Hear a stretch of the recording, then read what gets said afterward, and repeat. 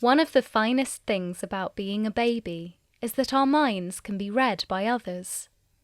Without us needing to say anything, people around us will have a guess at determining what we intend, and typically they'll get it right.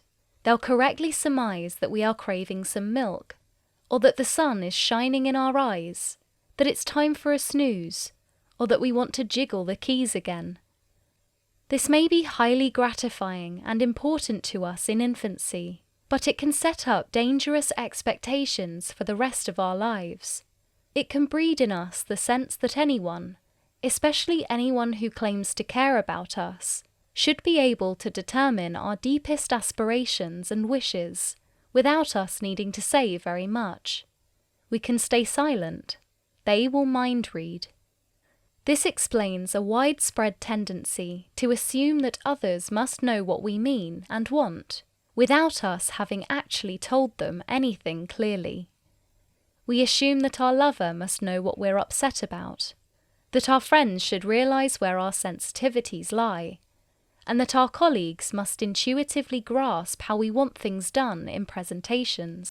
Furthermore, we assume that if they don't, then it must be a sign that they are being wicked, deliberately obtuse, or stupid, and we are therefore justified in falling into a sulk, that curious pattern of behaviour whereby we punish people for having committed offences whose precise nature we refuse to reveal to them.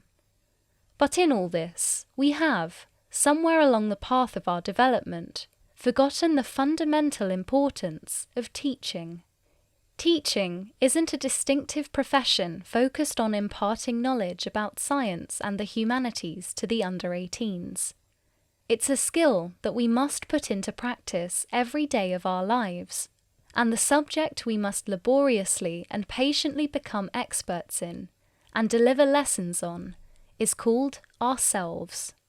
What we like, what we're scared of, what we're hopeful about, what we want from the world, and how we look for things to be formatted. Babies, for all their intelligence and charm, only care about a handful of things. An average adult has thousands of very set ideas on a manner of all topics. From the right way to govern a country, to the right way to shut the fridge door. We should strive to deliver a few seminars on our views before allowing ourselves to grow resentful and sullen. Yet how understandable, in a sense, if we should fail so badly in our teaching duties. We're not necessarily being lazy or unkind. It's merely unbelievable that strangers would actually require us to talk them through yet another chapter of the dense instruction manual of our deep selves. We never had to bother with all that in the early years.